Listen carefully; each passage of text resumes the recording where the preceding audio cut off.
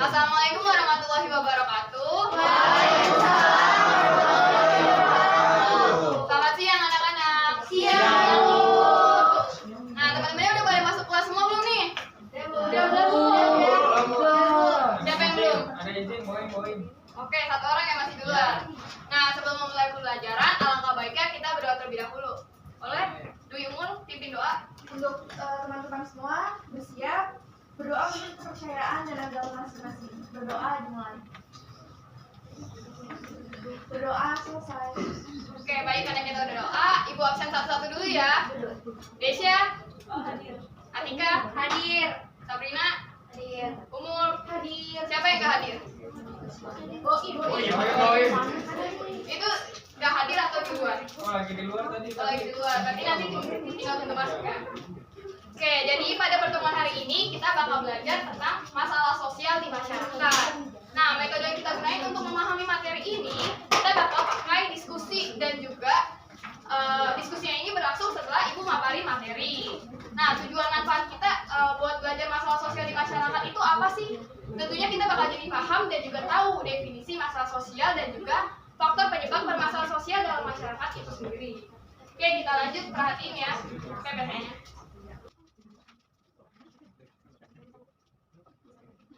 Oke, slide yang pertama. Perhatikan gambar berikut. Jadi di sini Ibu mau nampilin dua gambar, ada gambar A dan juga gambar B.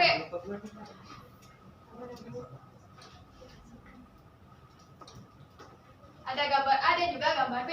Di mana pada gambar A curanmor lintas kabupaten dibekuk. Nah, sering banget gak sih kita dengar tentang pelaku pencurian motor, entah pas siang-siang, pas sore, apalagi pas malam-malam. Nah, menurut kalian kira-kira faktor apa sih yang latar belakangi pelaku melakukan pencurian?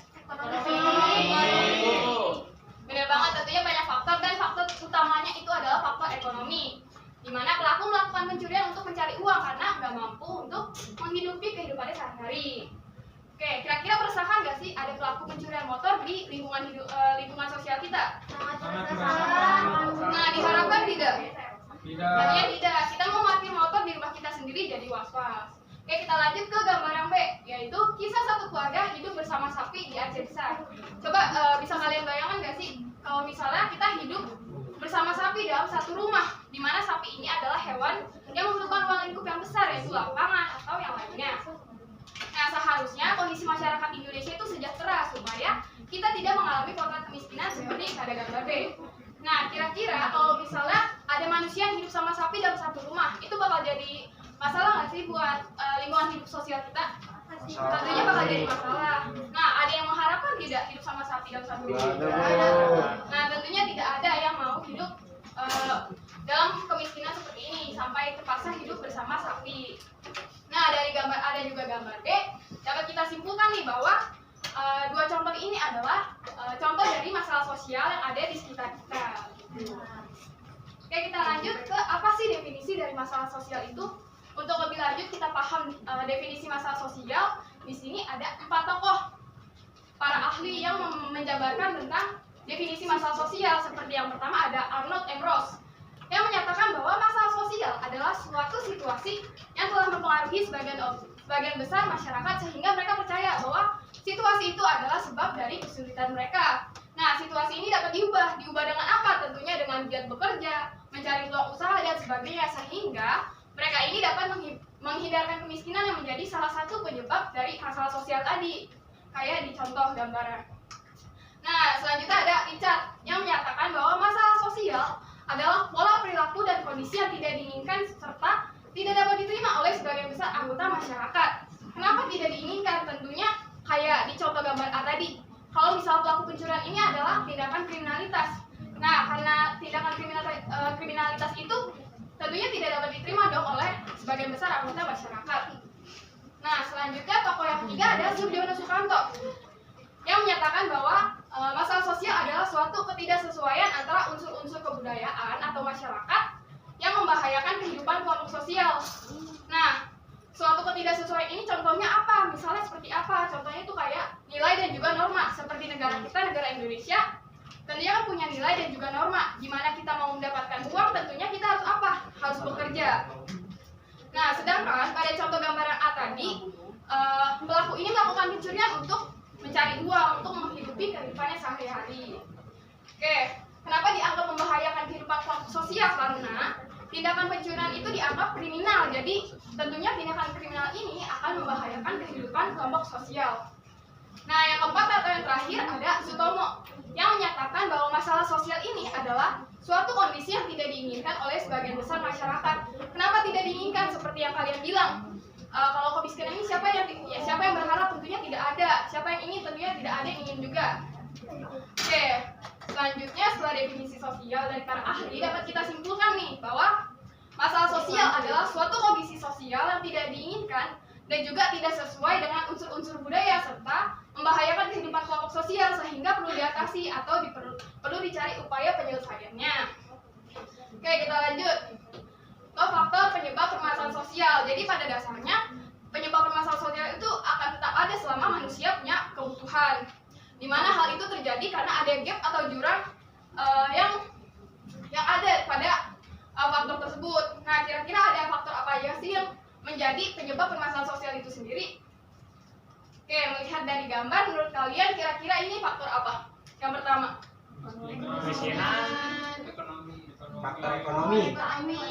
Oke, benar banget. Jadi yang pertama itu ada faktor ekonomi, di mana faktor ekonomi terjadi akibat ketidakmampuan seseorang dalam mencukupi kehidupannya sehari-hari. Nah, khususnya cara apa? Secara materi. Jadi dengan kata lain, karena secara materi ini tidak terpenuhi, maka faktor penyebab utama dari ekonominya adalah kemiskinan, di mana kemiskinan sendiri terbagi menjadi dua, yaitu ada kultural dan juga struktural. Kultural sendiri terjadi akibat rasa malas, tidak disiplin dan juga boros. Lalu yang terakhir ada kemiskinan struktural yang terjadi akibat perbuatan-perbuatan manusia. Contohnya kayak apa? Contohnya kayak adanya korupsi, kebijakan ekonomi yang tidak adil, serta ketidakmampuan struktur atau sistem sosial dalam menghubungkan masyarakat dengan sumber yang tersedia. Sumber-sumbernya itu kayak apa? Sumbernya itu kayak sumber dari pemerintah, sumber alam maupun masyarakat di sekitarnya. Oke, kita lanjut ke faktor yang kedua, yaitu ada faktor apa kalau menurut kalian setelah lihat gambar? Ada COVID-19, kampanye stop HIV dan AIDS, dan juga anak-anak yang kurang gizi. Nah, tepat. Yang kedua adalah faktor biologis. Jadi faktor biologis ini terjadi akibat ketidaksesuaian kondisi lingkungan yang berpotensi menimbulkan ketidakstabilan kondisi biologis pada lingkungan sekitarnya. Contohnya kayak wabah penyakit maupun penyakit yang menular kayak COVID-19 yang pernah kita lalui. Oke, kita lanjut ke faktor yang keempat. Menurut kalian setelah melihat gambar itu faktor apa? Psikologis. Nah, di sini juga tepat. Yang ketiga adalah faktor psikologis, di mana faktor psikologis terjadi akibat berhubungan dengan kondisi mental seseorang. Misalnya kayak apa? Misalnya kayak depresi, stres, gangguan jiwa, tekanan batin, penyakit saraf, dan juga yang lainnya. Nah, umumnya faktor psikologis ini juga dapat timbul pada sebagian besar masyarakat perkotaan atau pekerja di perkotaan, di mana mereka ini memiliki pekerjaan yang menumpuk, lalu timbullah stres. Nah, stres yang menumpuk ini akan menimbulkan konflik antara rekan kerja, gitu. Oke, yang terakhir ada faktor sosial dan juga kebudayaan, di mana faktor sosial dan kebudayaan ini timbul akibat ketidaksesuaian pelaksanaan nilai, norma, dan juga kepentingan sosial pada pola tingkah laku masyarakat yang heterogen atau multikultural. Contohnya kayak apa? Contohnya kayak penceraian, pelecehan seksual, konflik ras, konflik agama, eksploitasi lingkungan, dan juga sebagainya. Oke, sampai sini ada yang ingin bertanya? Saya Ibu. Oke, silakan Bu Yumul. Jadi kan kalau misalkan murid yang stres karena tugas itu termasuk contoh faktor dari psikologis, bukan sih Bu? Oke, makasih buat pertanyaannya Bu Yumul. Jadi benar banget kalau misalnya faktor murid yang stres akibat tugas itu karena faktor psikologis, di mana faktor psikologis ini pengertiannya kan karena berhubungan dengan kondisi mental seseorang. Nah, kondisi mental murid ini adalah stres, di mana dia stres karena tugas yang menumpuk. Jadi seperti itu jawabannya. Oke, ada yang ingin bertanya lagi? Oke, kita lanjut ke sesi diskusi kelompok. Jadi Ibu bakal bagi kalian ke dalam 4 kelompok.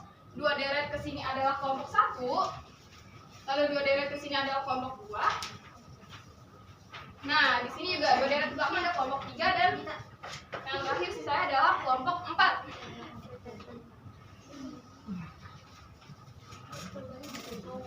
Oke, sesi diskusi sampai 5 menit ya. Oke, Bu. Silakan komunikasi sama teman-temannya dan juga jangan lupa jangan kerja sendiri, kooperatif. Oke, Bu.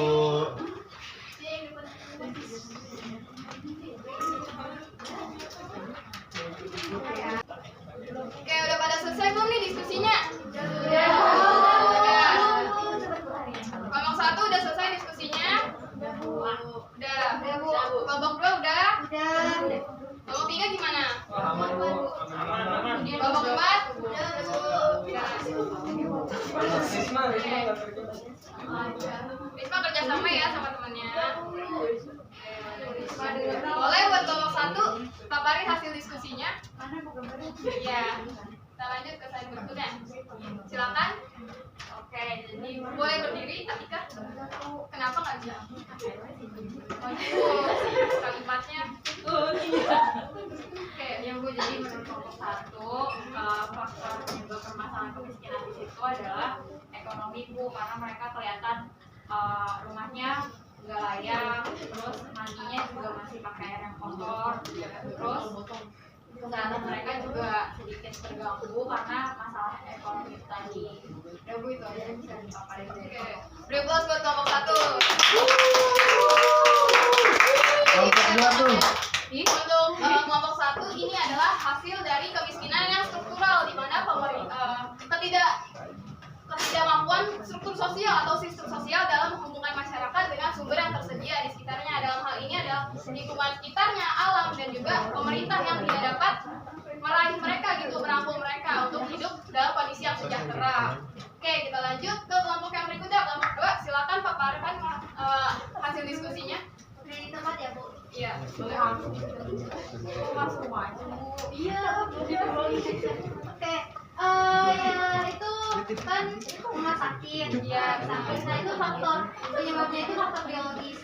Diakibatkan adanya ketidaksesuaian keadaan lingkungan yang menimbulkan ketidakstabilan kondisi biologis seperti masalah endemis dan wabah penyakit menular. Nah misalkan yang kita alami beberapa waktu yang lalu kita terkena wabah COVID-19. Oke, beri aplaus buat kelompok 2. Jadi misalnya di contoh gambar ini adalah dari faktor biologis, di mana para pasien ini adalah pasien dari positif COVID-19 dan kita bisa lihat bahwa perawatnya ini pakai APD. Oke, kita lanjut ke kelompok 3. Silakan paparkan hasil diskusinya. Ayo Bu, kelompok Iya, 3 Bu. boleh Gerald.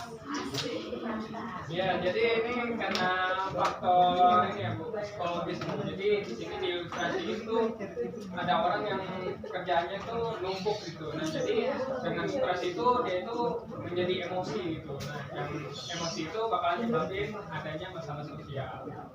Oke, beri aplaus buat temennya yuk. Jadi benar juga di sini terlihat bahwa faktornya itu faktor psikologis, di mana pekerja ini stres karena akibat pekerjaannya yang menumpuk. Nah, dari stres ini timbullah luapan emosi yang berakibat konflik dengan rekan kerjanya seperti yang ada pada gambar. Oke, kita lanjut ke kelompok yang terakhir, kelompok 4. Silakan paparkan hasil diskusinya. Risma Bu. Iya Bu, itu menurut gambar itu kan dia lagi berantem. Iya. Nah ini merupakan masalah sosial akibat dari sosial budaya. Bisa aja anak-anak itu tuh di pergaulan yang bebas, maksudnya yang dia biasa kekerasan, terus habis itu kenakalan remaja. Jadi hal itu tuh terjadi karena anak-anak itu nggak bergerak nggak sesuai dengan norma dan nilai yang berlaku di masyarakat. Jadinya bisa melakukan permasalahan tersebut. Oke, betul banget ya Kirani. Terima kasih buat pemaparan materinya. Beri aplaus buat Kirani. Oke, setelah hasil diskusi tadi jelas ya bahwa ada 4 permasalahan sosial, di mana ada faktor ekonomi, faktor biologis, faktor psikologis, dan juga faktor sosial dan kebudayaan. Nah, sampai sini ada yang ingin bertanya? Oke, baik. Karena tidak ada yang ingin bertanya, Ibu yang bertanya yang pada kalian. Oke, Ibu tunjuk 1 orang. Oh, boleh Rismayanti jelasin apa sih definisi dari masalah sosial? Masalah sosial dapat didefinisikan sebagai suatu kondisi sosial yang tidak diinginkan, yang tidak sesuai dengan unsur budaya, serta membahayakan kehidupan kelompok dan sosial sehingga kegiatan. Oke, beri aplaus buat Risma karena berhasil. Oke, bener banget penjelasannya. Berarti dari tadi nyimak ya?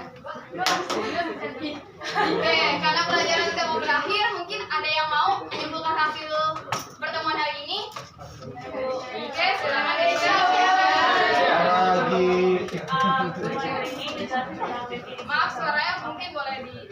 Pertemuan hari ini ngebahas tentang definisi masalah sosial, yang dimana itu suatu kondisi yang dipengen sama manusia, terus berdampak nanti akhirnya itu bakal berdampak juga sama kesejahteraan masyarakat.